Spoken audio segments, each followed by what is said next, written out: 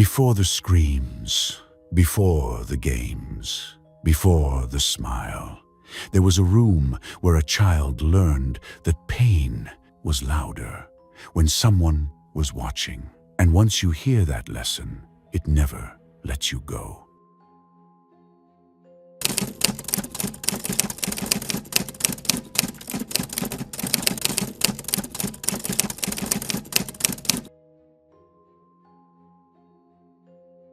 The screaming stopped all at once, not fading, not echoing away, just stopped, and the silence that followed was worse.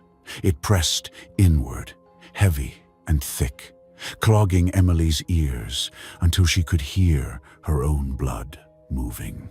Her heartbeat sounded wrong, too loud, too slow, like it was struggling to remember how to work. The backstage shifted again, the platforms fading into shadow, the silhouettes dissolving like breath on glass, the space shrinking as walls pulled inward, tightening, compressing until the air felt thin. Emily's hands trembled uncontrollably, fingers stiff with dried blood, skin cracked so deeply it burned every time she flexed them, her shoulders sagging as exhaustion collapsed her posture inward, like her body was trying to protect what little was left inside her. Marcus whimpered softly beside her, not crying, just small broken sounds, barely escaping his throat, eyes unfocused and glassy, staring at something only he could see, while his lips moved silently. Rehearsing rules he no longer understood. Simon hung lower now, the shadows loosening just enough for his feet to brush the floor before his legs buckled, muscles trembling violently as blood dripped steadily from his wrists, forming dark, sticky pools that pulsed faintly with the floor beneath them. Then the smell changed. The sharp, metallic scent of blood still there, but layered beneath old dust, mildew, stale air trapped for decades.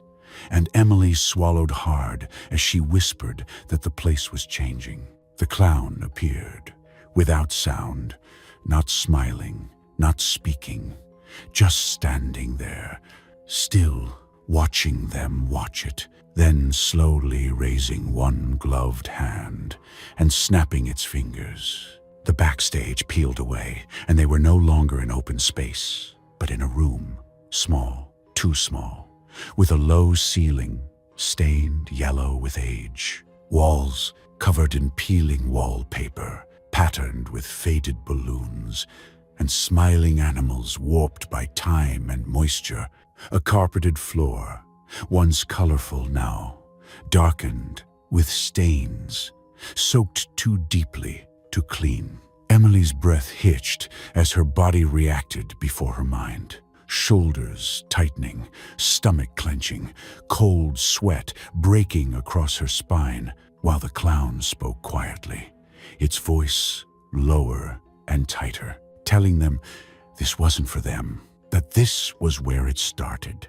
The air felt heavier, younger, and Emily noticed the details, scratch marks low and uneven on the walls, faint dents in the door at the height of a child's fists, dark smears near the baseboards layered over attempts to scrub them away. Marcus gagged and whispered that the room was angry, and the clown didn't correct him. Breathing echoed from the corner, small and uneven, and Emily turned slowly to see a boy curled tightly into himself, bare feet pressed against the carpet, toes bruised purple and blue, knees pulled to his chest, arms wrapped so tightly his knuckles were white, his loose shirt stained dark at the collar, blood crusted beneath his nose, tears carving clean paths through grime on his cheeks, eyes locked on the floor, never looking up. Emily's heart stuttered as she whispered that it was him, and the clown's jaw tightened as the room changed again, the walls turning transparent as scenes played across them, adults in doorways with blurred faces and sharp voices telling him to stop crying, to smile, not to embarrass them.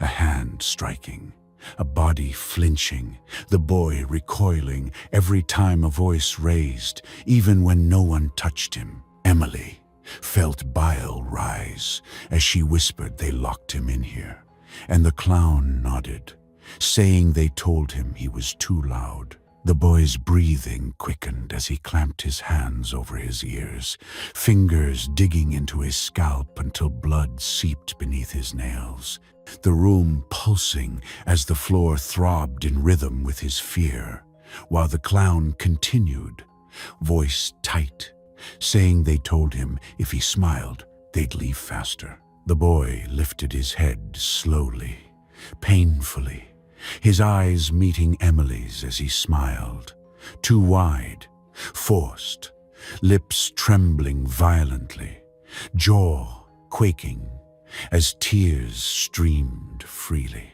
the smile held in place by terror. Emily sobbed that it wasn't a smile, but survival, and the clown looked away. For the first time, not wanting to be seen, the walls cracked as blood seeped from the seams like tears. The boy screaming raw and desperate, clawing at his face as if trying to tear the smile away, until the clown stepped forward sharply and told him to stop. The boy froze instantly, silence falling, as the clown turned back to Emily with dark eyes and said they watched. They always watched, and when they did, the pain meant something. The room trembled as the backstage bled back in, and the clown whispered that now they did too. The silhouettes returned, listening, hungry. The boy vanished, the smile remained, and as the clown stepped away, it paused and quietly said, she wanted the truth, that this was only the beginning. The lights dimmed, blood continued to drip, and somewhere far beyond the backstage, someone stayed until the end.